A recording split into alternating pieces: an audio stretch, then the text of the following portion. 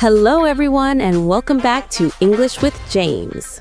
Today, we're not just speaking English, we're doing a real-life activity that you do every single day. We're getting into the kitchen.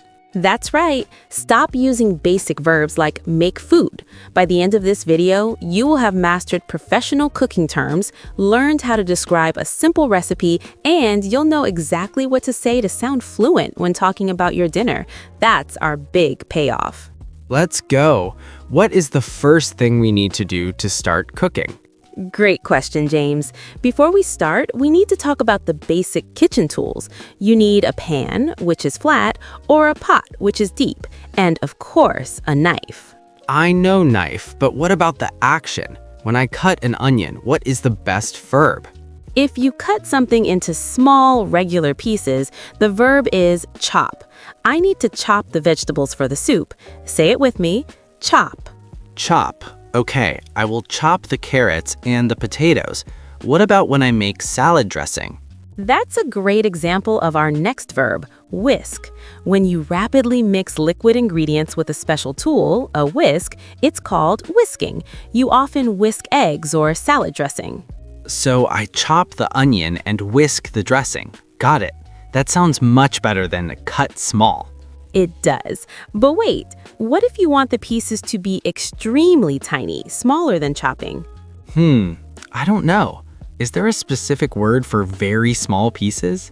Yes, that is called to mince. You usually mince garlic because it is so strong. You want tiny, tiny pieces. Everyone, let's try that. Mince. Mince. Okay, so I chop the onions, but I mince the garlic. I'm starting to feel like a chef already. Now, let's talk about preparation. Before you chop the chicken, you need to thaw it, right? It can't be frozen. Yes, thaw. That's a good word. I need to take the meat out of the freezer to thaw it. What about when I add a salt?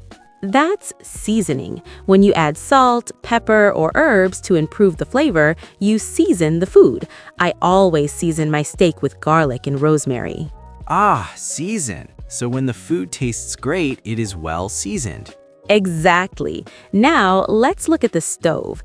There are different ways to use water. If the water is moving fast with big bubbles, what do we call that? That's boil, right? Like boiling water for pasta? Correct. But if you turn the heat down and the bubbles are very small and slow, we call that to simmer. You simmer a sauce for a long time to make it delicious. Simmer. I like that. So I boil the pasta, but I simmer the tomato sauce. Perfect. Now, James, imagine you are making a cake. You have a big bowl of flour and sugar. You don't just mix them. You often use a spatula to fold the ingredients together gently. To fold? Like folding clothes? Exactly the same word. But in cooking, it means to mix very gently so you don't lose the air in the mixture. Fold the flour into the eggs. This is great. I'm learning the names of the tools too.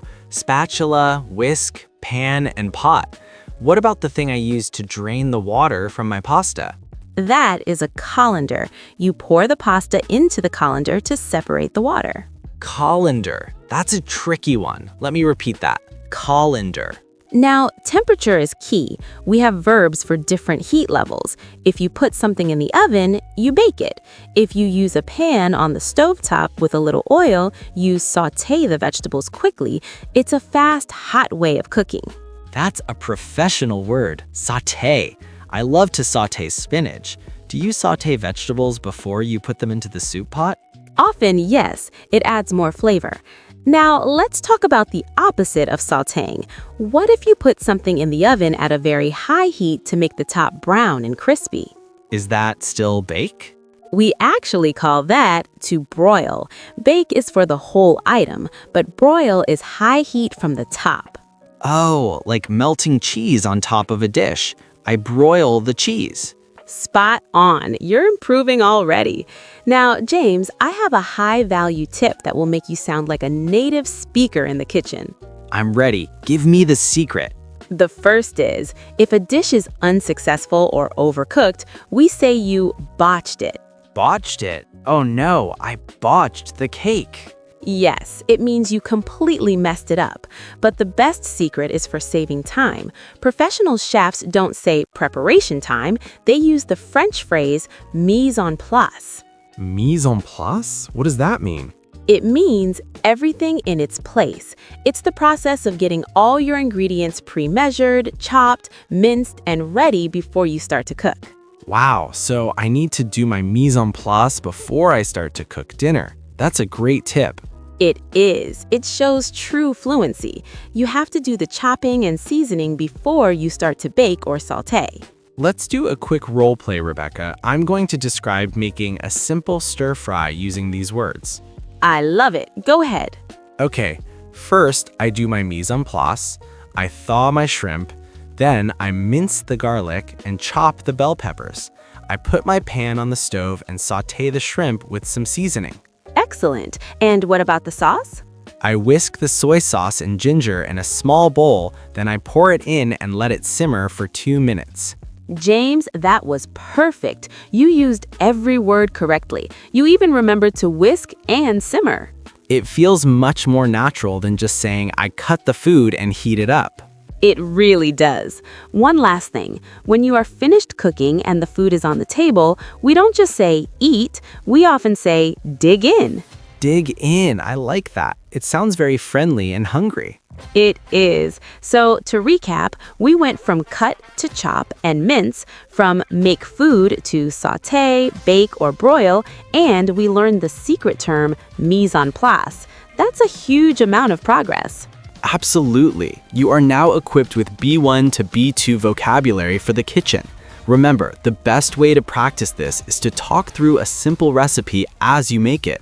Like, first I will thaw the chicken, then I will chop the onions, and finally I will sauté them in a pan with some oil. Perfect, James. You are ready to start cooking in English. Practice makes perfect, and remember to use your pan, your whisk, and your colander. We want to hear about your progress. Before you go, we want to know, what is the one dish you would love to learn to cook perfectly? Tell us in the comments. We read every single one. Good job, everyone. You crushed this lesson. Time to go practice.